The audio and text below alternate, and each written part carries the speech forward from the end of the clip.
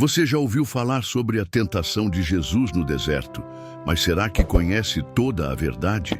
Quem foi o ser maligno que se atreveu a enfrentar o Filho de Deus face a face? Não estamos falando de uma simples história bíblica. Estamos falando de um confronto real entre luz e trevas, uma batalha silenciosa, mas decisiva. O que esse encontro revelou? E por que o inimigo tentou Jesus naquele exato momento? A resposta pode mudar sua visão sobre o mal e sobre você mesmo. Prepare-se. O que você vai ouvir agora não é apenas uma mensagem, é um alerta espiritual.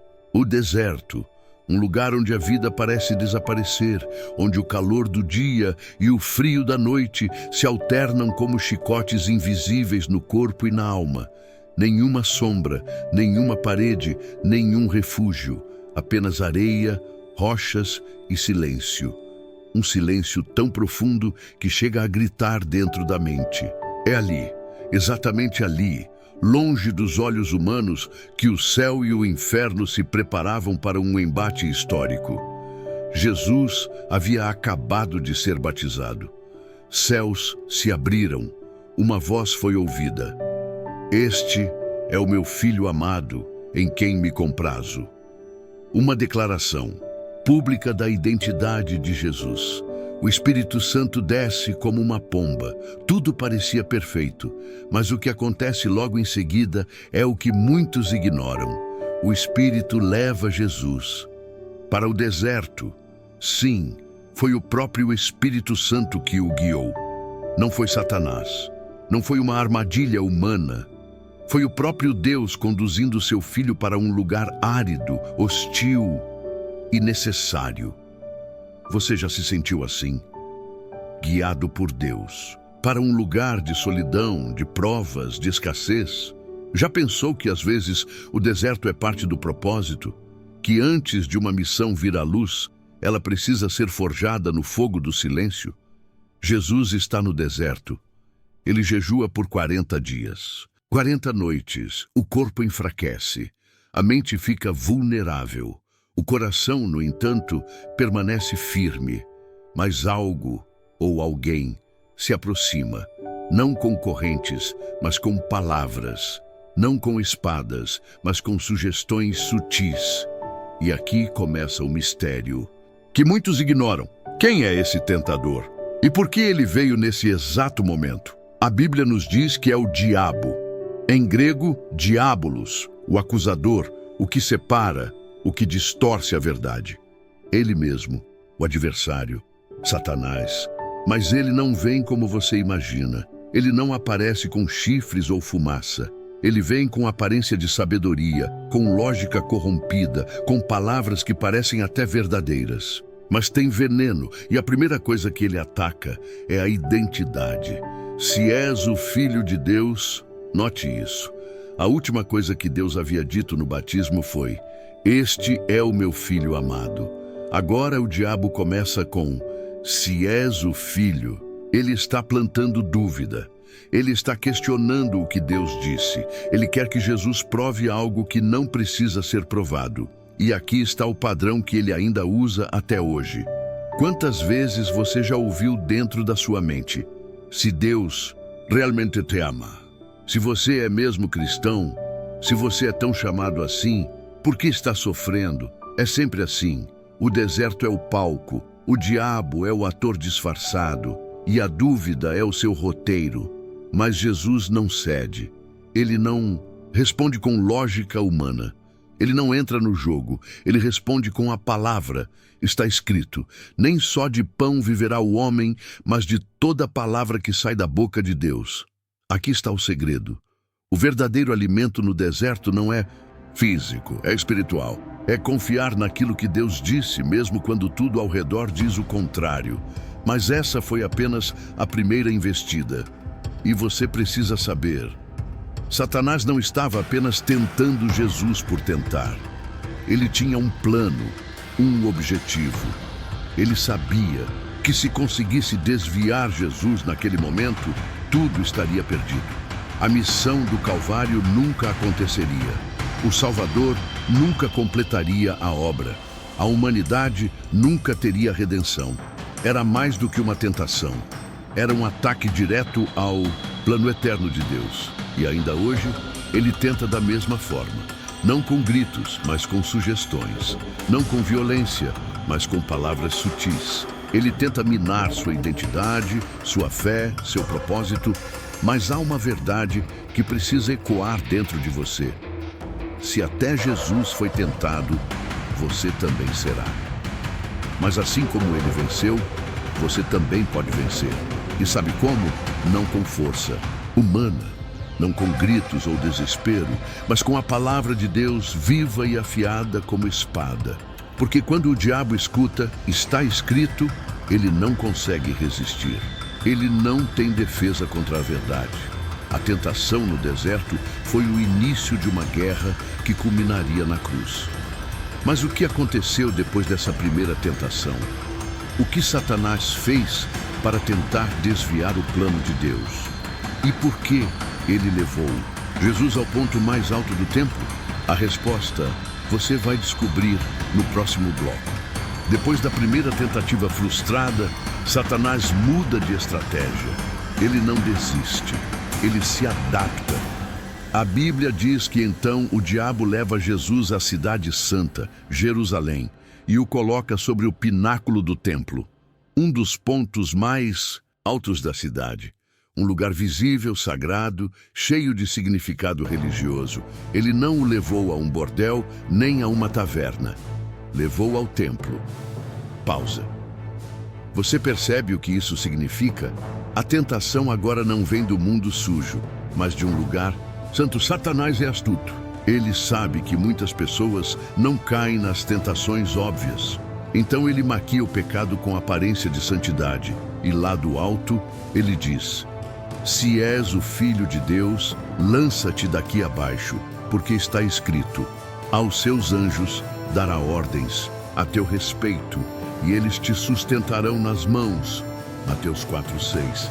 Percebe o que está acontecendo? Satanás agora está citando a Bíblia. Sim, o próprio diabo usa as Escrituras para tentar Jesus. Isso é sério.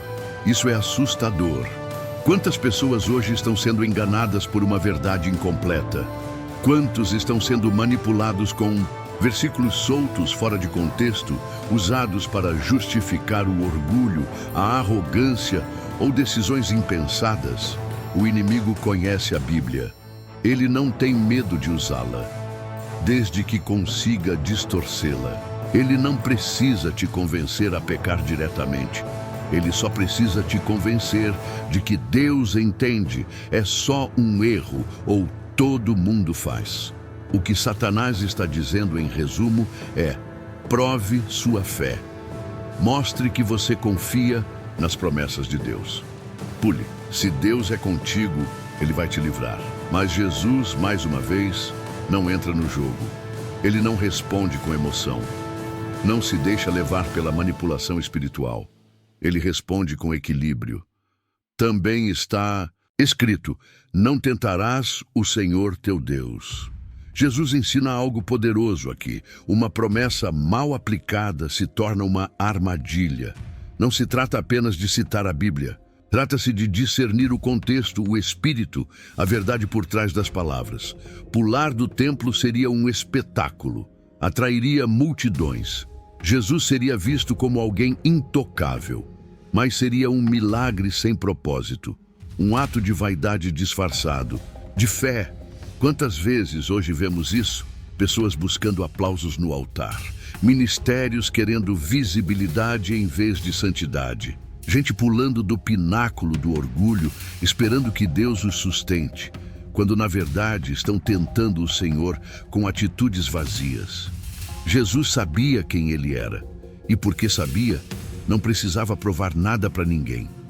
E você? Será que também está tentando provar algo? Tentando pular em nome da fé? Tentando forçar a mão de Deus para resolver algo que deveria ser deixado aos pés da cruz? Satanás sabe onde cutucar. Ele não perde tempo tentando nos destruir com aquilo que não nos atrai. Ele vai direto naquilo que nos seduz por dentro, mesmo que pareça justo. E aqui está a grande verdade deste bloco. Nem toda tentação tem cara de pecado. Algumas têm cheiro de religião. Mas por trás da aparência piedosa está o mesmo veneno que tentou fazer Jesus cair. O orgulho, a autopromoção, a tentativa de manipular a Deus. Jesus nos mostra o caminho da verdadeira fé. Não se prova identidade com espetáculos. Não se prova fé com imprudência. E não se negocia verdade com interpretações convenientes. Ele venceu mais uma vez, não pelo grito, mas pela sabedoria da palavra, usada com discernimento. Mas o tentador ainda não acabou. Ele tem uma última cartada. Um golpe ousado, direto e cheio de promessas. Um convite para Jesus conquistar tudo, sem cruz, sem dor, sem sangue. E é isso que vamos ver no próximo bloco. O deserto ainda está silencioso, mas o embate atinge seu ponto máximo. Satanás percebe que suas primeiras estratégias falharam. A fome de Jesus não o corrompeu. O orgulho religioso não o enganou. Então, agora ele revela sua verdadeira face. Não mais distorções, não mais armadilhas ocultas. Ele parte para o ataque frontal. Uma proposta, um acordo, uma barganha. A Bíblia diz: novamente o transportou o diabo a um monte muito alto e mostrou-lhe todos os reinos do mundo e a glória deles. E disse-lhe: tudo isto te darei, se prostrado me adorares. Mateus 4, 8, 9. Pense nisso. O tentador leva Jesus a um lugar onde pode ver toda a glória dos reinos humanos, palácios, riquezas, poder, influência, a admiração das multidões, a obediência dos povos. Tudo isso colocado diante de Jesus como um banquete tentador. Tudo isso é seu, Jesus, se apenas se prostrar e me adorar. Essa é a essência de toda tentação. No fim, o que o inimigo sempre quer é adoração. Não se trata só de te fazer pecar. Ele quer que você substitua Deus por qualquer outra coisa. Uma posição, um prazer, um título, um sucesso, um sonho. E por trás de tudo isso, ele quer que você troque o eterno pelo momentâneo, o sacrifício pela facilidade, a cruz pelo atalho. Sim, Satanás oferece atalhos. Quer conquistar o mundo. Não precisa sofrer, não precisa morrer, não precisa passar pela cruz. Basta me adorar. Você entende o peso disso? O diabo está oferecendo a Jesus uma coroa sem cruz, um reinado sem dor, um caminho mais rápido, sem lágrimas, sem sangue, e por um instante parece até vantajoso. Afinal, o mundo todo precisa de salvação, não é? E se ele tiver poder sobre os reinos, pode mudar tudo de cima para baixo. Não pode? Mas Jesus conhece a armadilha. Ele sabe que tudo o que o diabo oferece, ele não possui de verdade. Os reinos do mundo não pertencem a ele por direito eterno. Ele é apenas um usurpador temporário. E mais, Jesus sabe que não há vitória verdadeira sem obediência completa ao Pai. Então ele declara: vai-te, Satanás, porque está escrito: ao Senhor teu Deus adorarás, e só a Ele servirás. Com essa resposta, Jesus encerra a batalha. E o que acontece em seguida é uma das cenas mais poderosas de toda essa narrativa. Então, o diabo o deixou, e eis que chegaram os anjos e o serviram. Deus envia socorro, o céu se manifesta, os anjos aparecem, mas só depois da resistência, só depois da fidelidade. A glória não veio antes da provação. O cuidado dos anjos veio após a fidelidade de Jesus. E aqui está a grande lição para mim e para você. O diabo sempre tentará oferecer atalhos, sempre prometerá glória sem cruz. Mas o caminho de Deus, ainda que mais difícil, sempre conduz à vitória verdadeira. Jesus venceu a tentação não porque era Deus, mas porque se firmou na palavra, rejeitou o atalho e adorou apenas ao Pai. E você? Quantas vezes já ouviu propostas parecidas? Quantas vezes já foi tentado a pular etapas, a se ajoelhar diante de promessas brilhantes, mas vazias? Quantas vezes Satanás sussurrou: te darei tudo, só me escuta por um instante. Lembre-se, o que parece brilhante nem sempre é luz. Nem todo sucesso vem de Deus, nem toda promoção é bênção, nem toda glória é santa. Se para conquistar algo você tiver que se curvar diante de algo ou alguém que não seja Deus, o preço será sua alma. Jesus nos ensinou: não negocie sua adoração. Não troque a eternidade por aplausos passageiros. Não aceite atalhos que desviem você da vontade do Pai. O deserto acabou. A tentação passou. O inimigo foi derrotado.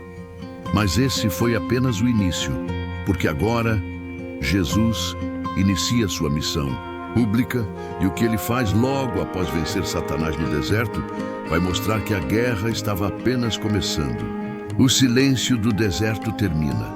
As últimas palavras ditas por Jesus ecoam entre as pedras. Ao Senhor teu Deus adorarás e só a Ele servirás. Satanás foge.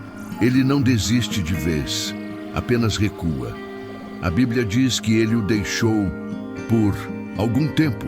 Ele espera outra oportunidade, porque o inimigo sempre volta quando a guarda está baixa, quando as circunstâncias parecem favoráveis para a queda. Mas agora, algo mudou. Jesus sai do deserto revestido de autoridade. Lucas registra que ele retorna no poder do Espírito para a Galileia. Lucas 4,14. Repare, ele entrou no deserto cheio do Espírito, mas sai de lá no poder do Espírito. Isso revela algo profundo.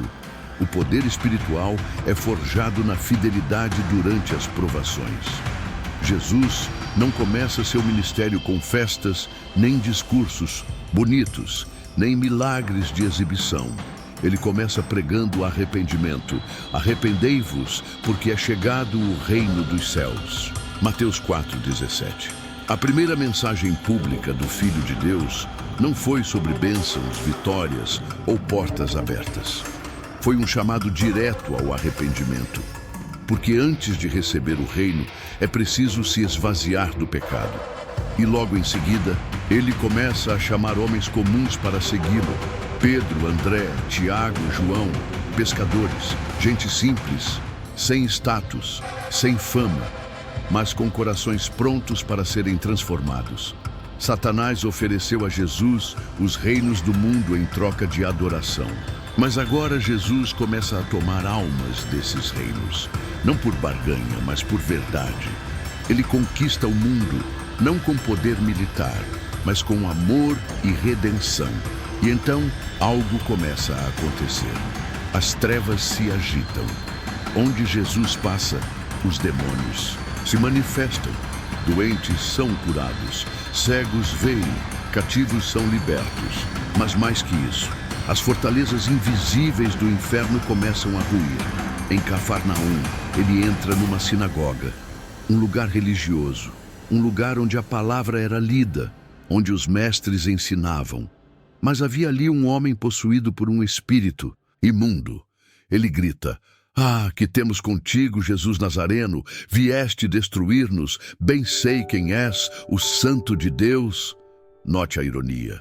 Os homens da sinagoga ainda não sabiam quem ele era, mas os demônios sabiam muito bem, e isso nos ensina algo poderoso. O inferno reconhece quem caminha em santidade. O reino das trevas treme diante de alguém que saiu do deserto fiel. Jesus não grita, ele não faz escândalo, ele apenas diz: "Cala-te e sai dele." E o espírito sai, convulsionando o homem. A multidão fica espantada. O que é isso? Que doutrina é essa? Com autoridade e poder, ele ordena aos espíritos imundos e eles obedecem. Agora, a fama de Jesus começa a se espalhar. Mas não é fama construída em marketing. É fama gerada por autoridade espiritual real. Mas perceba, Isso só foi possível porque ele venceu no oculto. Antes de enfrentar demônios publicamente, Jesus venceu sozinho no deserto. Antes de curar multidões, ele suportou a fome e a solidão. Antes de libertar outros, ele se manteve livre da sedução do inimigo. Essa é a ordem de Deus: provação, fidelidade, unção, missão. E essa ordem não mudou.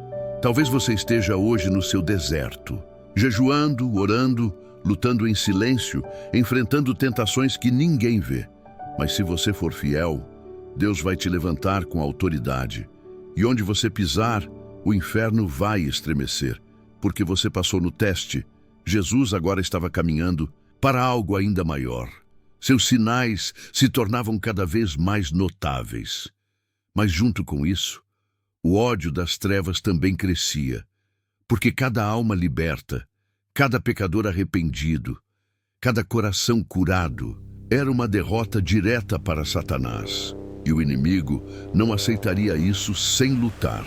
Os planos para matar Jesus começaram cedo, desde os primeiros milagres, desde as primeiras palavras. As autoridades religiosas, movidas por inveja, orgulho e cegueira espiritual, começaram a conspirar. O deserto havia terminado, mas a cruz já se aproximava. E no próximo bloco, veremos como o ministério de Jesus enfrenta oposição crescente. Não apenas de demônios, mas de pessoas usadas pelo inimigo, dentro do próprio sistema religioso. Jesus começa a atrair multidões. Sua voz ecoa nos vilarejos, nas praças, nas sinagogas. Onde ele passa, vidas são transformadas, enfermos são curados, demônios são expulsos, corações são confrontados. Mas, junto com a fama, vem a fúria. Os fariseus, saduceus e mestres da lei observam. No início com curiosidade, depois com desconfiança e logo com ódio. Eles não suportam o que Jesus representa. Ele não se encaixa no sistema. Ele não se curva às tradições humanas. Ele não busca aplausos religiosos. Ele fala com autoridade. E sua autoridade não vem de escolas rabínicas, mas diretamente do céu. E o que mais irritava os líderes da época? Jesus expunha a hipocrisia deles. Este povo me honra com os lábios, mas o seu coração está longe de mim. Ai de vós, escribas e fariseus, hipócritas. Ele não estava falando com pecadores do mundo. Estava denunciando os homens que se diziam representantes de Deus. E isso foi insuportável para o sistema religioso corrompido. E aqui se revela uma das táticas mais perigosas de Satanás. Quando ele não consegue destruir alguém de fora, ele tenta calar essa pessoa por dentro. Jesus não era perseguido por ladrões, adúlteros ou romanos.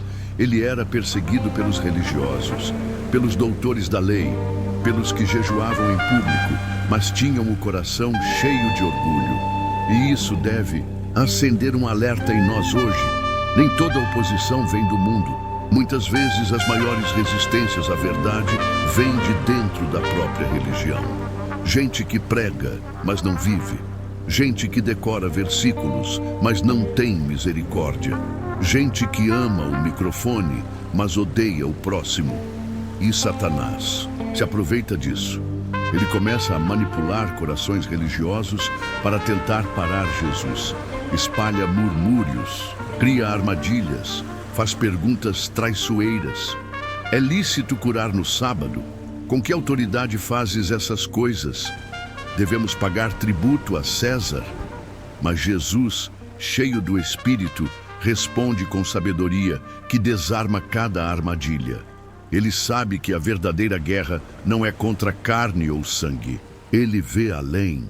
Ele discerne que por trás das vestes religiosas e das orações em voz alta está o mesmo espírito que tentou derrubá-lo no deserto. Sim, o tentador voltou. Mas agora ele fala por meio de homens. Ele age em sistemas. Ele se esconde atrás da religião. E sabe qual foi a gota d'água?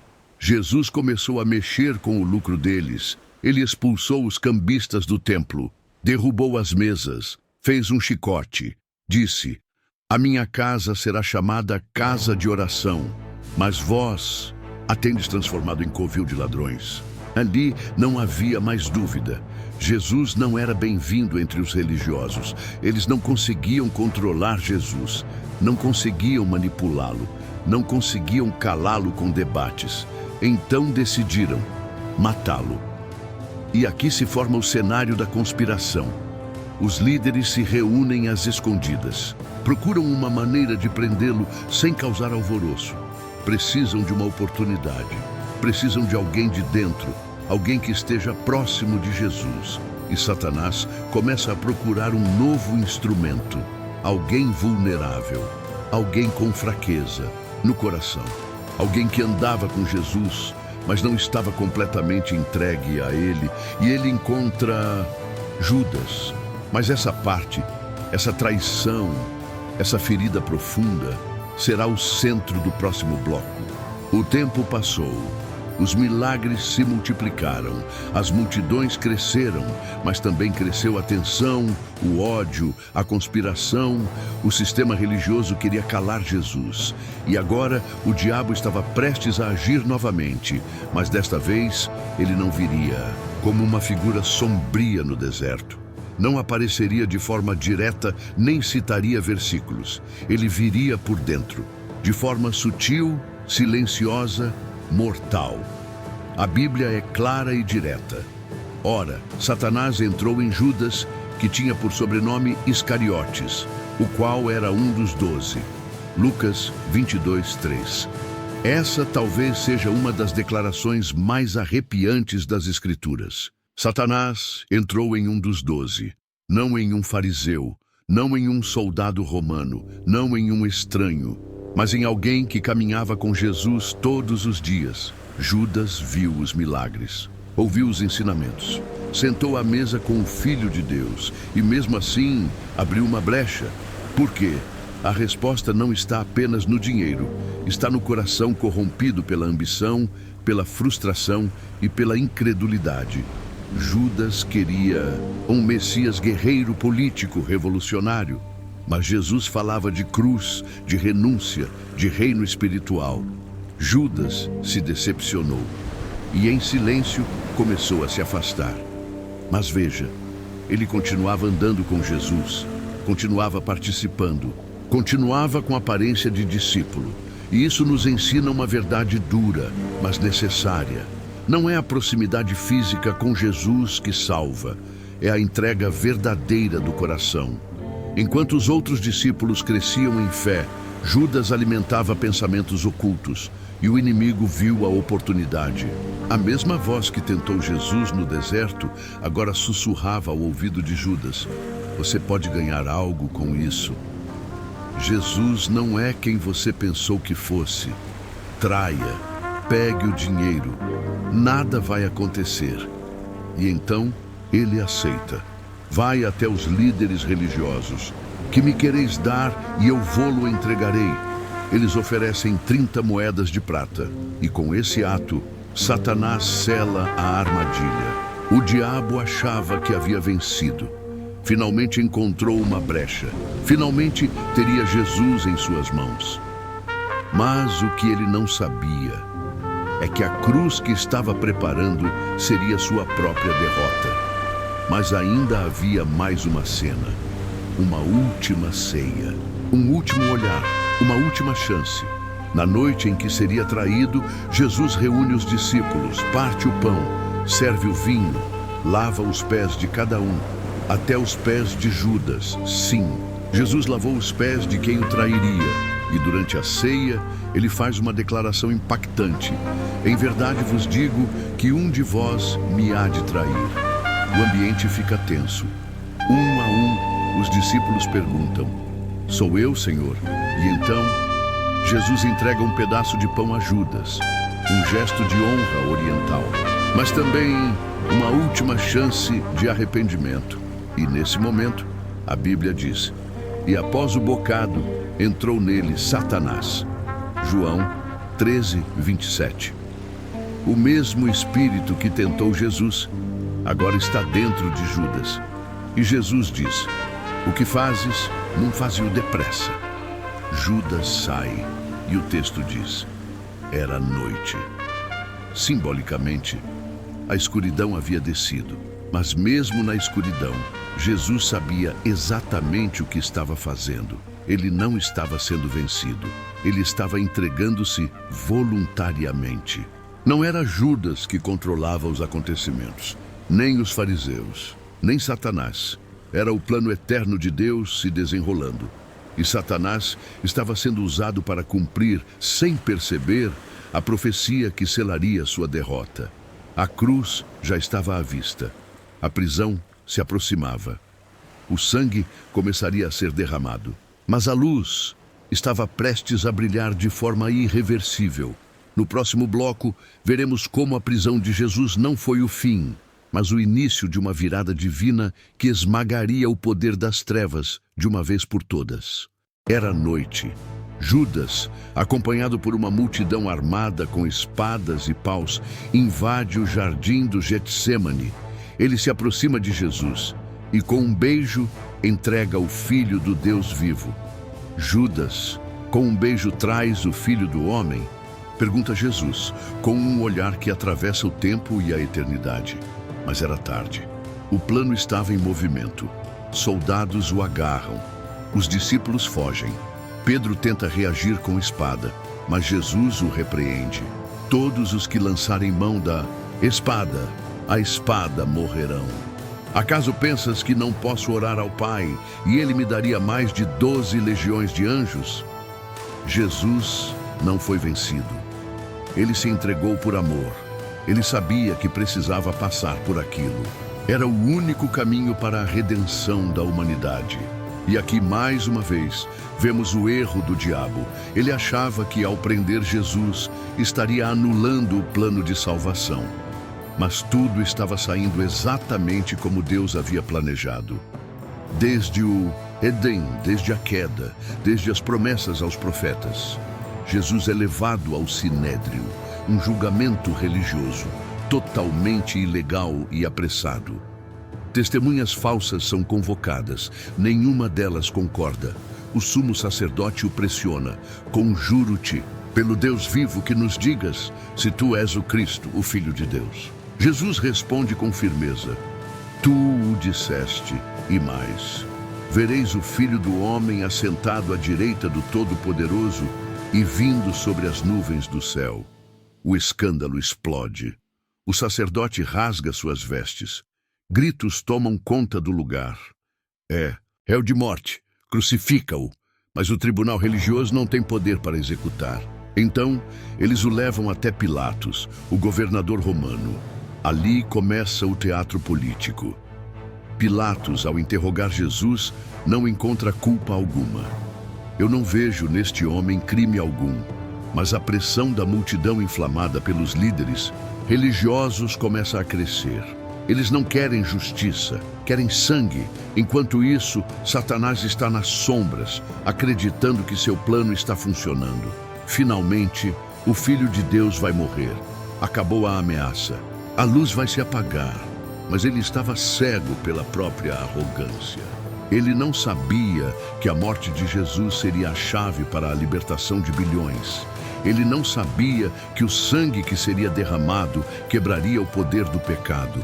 Ele não sabia que a cruz seria sua sentença de derrota eterna. A multidão grita. Pilatos tenta soltá-lo. Oferece a libertação de um prisioneiro. Barabás, um assassino, é colocado diante do povo. Qual dos dois quereis que vos solte? E a resposta ecoa como um grito do inferno: solta Barabás, crucifica Jesus. O povo preferiu o criminoso e rejeitou o Salvador. Jesus é então açoitado, coronado com espinhos, zombado, cuspido, espancado, e tudo isso sem ele abrir a boca, porque ele sabia, cada gota de sangue era uma semente de salvação, enquanto o corpo de Jesus era moído, enquanto os soldados riam, enquanto a cruz era preparada, o céu se calava.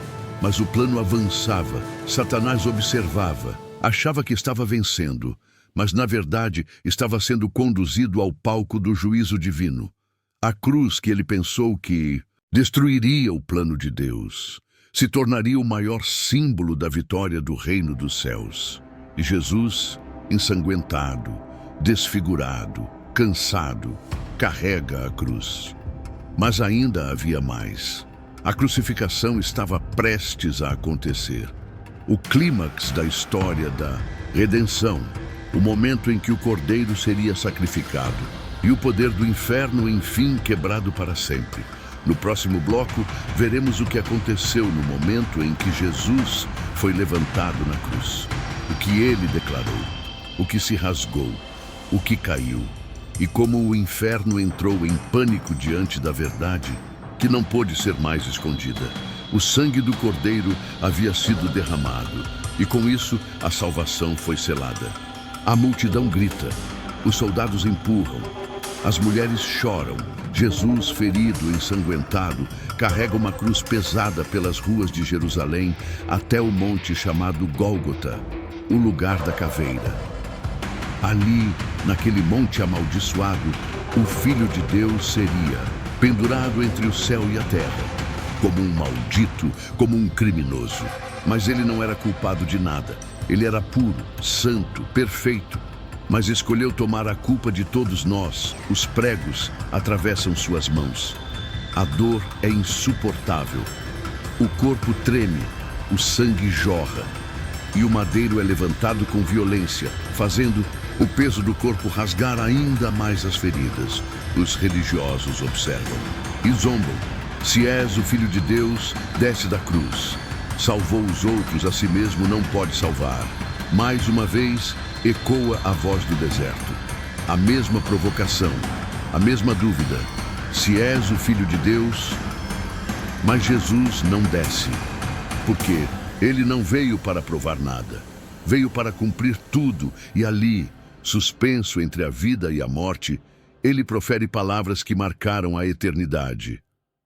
Pai, perdoa-lhes, porque não sabem o que fazem. Mesmo na dor, Jesus libera perdão. Mesmo sendo moído, ele intercede. O céu estava vendo algo inédito, o Cordeiro, inocente, orando pelos que o matavam. Hoje mesmo estarás comigo no paraíso. Ao lado dele, um ladrão crucificado se arrepende. E ali, pendurado e prestes a morrer, recebe salvação. Mesmo na cruz, Jesus ainda estava salvando vidas. Deus meu, por que me desamparaste? Aqui, o peso dos nossos pecados cai sobre ele. A separação espiritual, o vazio. Pela primeira vez, o Filho sente o que é estar longe do Pai, para que nós nunca mais estivéssemos longe dele. O céu escurece, o sol perde seu brilho, a criação entra em luto, a terra treme, e então, a última declaração: está consumado. Em grego, tetelestai, que significa pago está.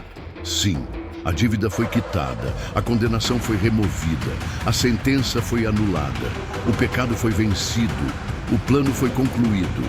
Pai, nas tuas mãos entrego o meu espírito. E então ele expira.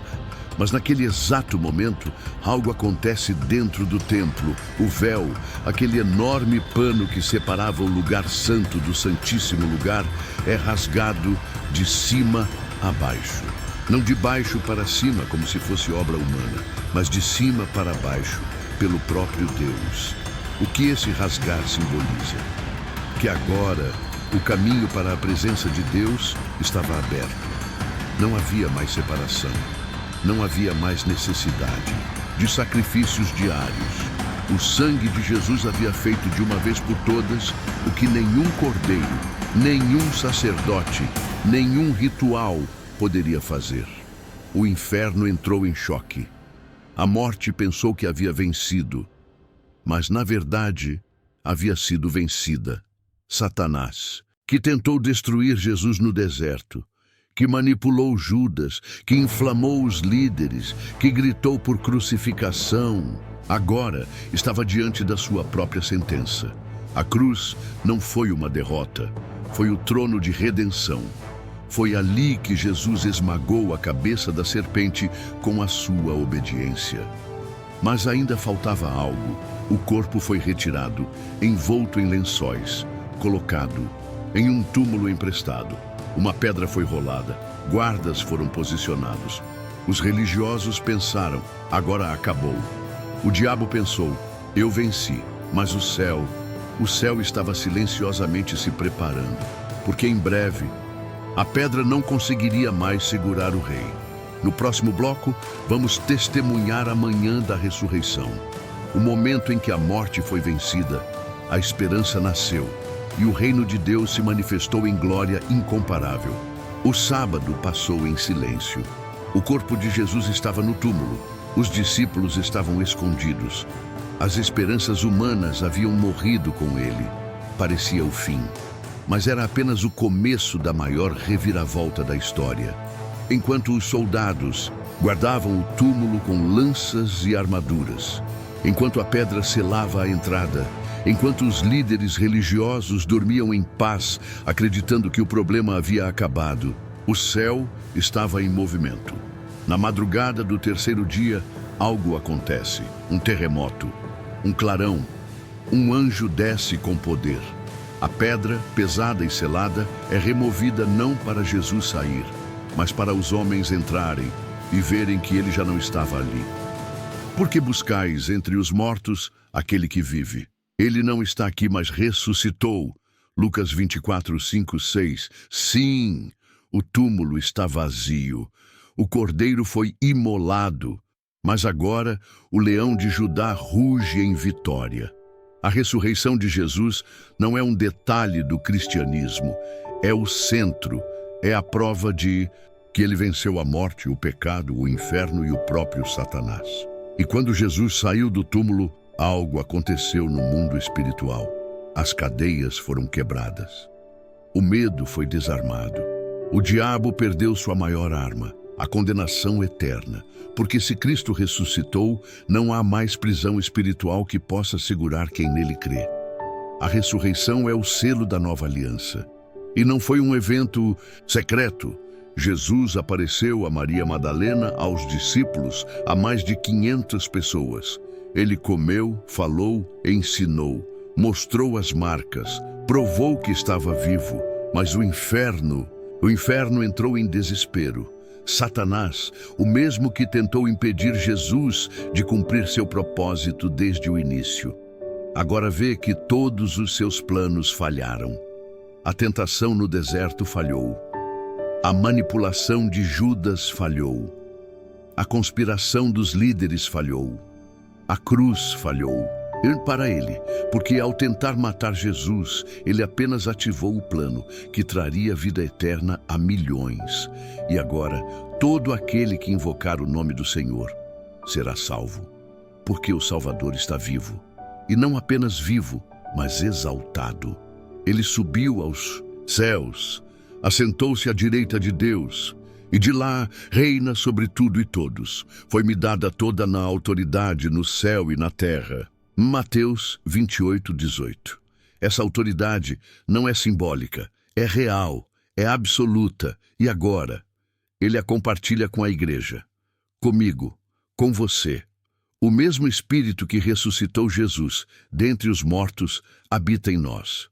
O mesmo poder que venceu o diabo no deserto, na cruz e no túmulo, agora está disponível a todo aquele que crê. E é por isso que o inferno treme quando um crente se posiciona, porque ele sabe que não há mais nada que ele possa fazer contra quem está coberto pelo sangue do Cordeiro ressuscitado.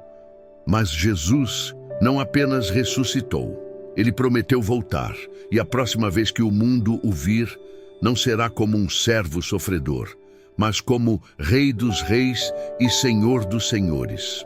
No próximo e último bloco, veremos a promessa do retorno de Cristo, o destino final do inimigo e o chamado urgente para estarmos preparados, pois a batalha final está próxima e a vitória já está garantida. Ele ressuscitou, ele subiu aos céus, ele reina com glória, mas a história ainda não terminou. Jesus deixou uma promessa clara, registrada em João 14. Não se turbe o vosso coração. Credes em Deus, crede também em mim. Na casa de meu Pai há muitas moradas. E se eu for e vos preparar lugar, virei outra vez e vos levarei para mim mesmo, para que onde eu estiver, estejais vós também. Sim, ele vai voltar, e dessa vez não virá em silêncio, não virá em fraqueza, não virá como cordeiro. Ele virá com poder, majestade, glória e juízo. A Bíblia diz que ele descerá com grande clamor, a voz do arcanjo e ao som da trombeta de Deus. Todo olho o verá, até mesmo os que o traspassaram. Como o relâmpago que sai do Oriente e se mostra até o Ocidente, assim será a vinda do Filho do Homem. Mateus 24, 27. O mundo zombará. Muitos dirão, ele não vem. Já se passaram séculos. Tudo continua igual, mas o relógio de Deus não falha. O tempo está marcado, o céu está se preparando e os sinais já estão entre nós. Guerras, terremotos, falsos profetas, amor esfriando, perseguição aos fiéis, aumento da iniquidade e o evangelho sendo pregado até os confins da terra. Tudo aponta para um fato. Estamos nos últimos dias e quando ele voltar, não haverá mais tempo para arrependimento. Será o momento do acerto de contas, do juízo final, do destino eterno sendo selado. Aqueles que o rejeitaram, que zombaram da cruz, que viveram para si mesmos, serão lançados fora. Haverá choro e ranger de dentes. O livro da vida será aberto e cada nome será procurado, e então Satanás será julgado, o mesmo que tentou Jesus, o mesmo que enganou Eva, o mesmo que manipulou Judas, o mesmo que perseguiu os filhos de Deus ao longo dos séculos. Será lançado com seus demônios no lago de fogo e enxofre, onde será atormentado para todo sempre. O diabo que os enganava foi lançado no lago de fogo, e serão atormentados dia e noite pelos séculos dos séculos. Apocalipse 20:10. Ele perderá todo o poder, toda a influência, toda a liberdade, e então haverá um novo céu e uma nova terra. O mal será erradicado, a dor não existirá mais, a morte será vencida para sempre, e Deus enxugará dos seus olhos toda lágrima. Apocalipse 21:4. A nova Jerusalém descerá, a cidade santa, onde o Cordeiro é a luz, e os salvos, aqueles que resistiram às tentações, que venceram no deserto da vida, que não se prostraram diante do sistema, herdarão a eternidade com Cristo. Mas agora é tempo de escolha. Hoje você ainda pode decidir. Hoje ainda há graça. Hoje ainda há perdão. Hoje, a voz do Espírito ainda chama: volta, filho, arrepende-te, vigia, prepara-te. Porque quando Jesus voltar, não haverá mais desculpas. Ele virá como justo juiz e perguntará: o que você fez com o meu sacrifício? Você creu? Você viveu para mim? E você estará pronto? Talvez você esteja enfrentando seu próprio deserto. Talvez o tentador esteja à sua volta, sussurrando mentiras, oferecendo atalhos. Mas lembre-se, Jesus venceu, e você nele também pode vencer. A batalha espiritual é real, mas a vitória já está garantida para os que permanecem fiéis até o fim. Se essa mensagem tocou o seu coração, não aguarde só para você. Envie para alguém que precisa ouvir isso. Compartilhe com aquele amigo, familiar ou irmão que está lutando no seu próprio deserto. Você pode ser a voz da promessa de Deus na vida de alguém hoje. E se você chegou até aqui, é porque algo dentro de você anseia por mais de Deus. Então, não pare. Continue firme. Permaneça vigilante. Porque a volta de Jesus não é uma possibilidade, é uma promessa. Inscreva-se agora no canal Voz da Promessa de Deus. Aqui, cada vídeo é uma chamada do céu para a sua alma. Ative as notificações. Deixe seu comentário e junte-se a milhares que estão sendo despertados pela verdade. O mundo pode até zombar, mas nós sabemos. Jesus está vivo. Ele reina e muito em breve ele voltará. E quando ele vier, que te encontre de pé, fiel, com a fé acesa, vivendo a promessa. Ora vem, Senhor Jesus. Apocalipse 22, 20, canal. Voz da promessa de Deus, porque a esperança não morreu, ela vive e voltará.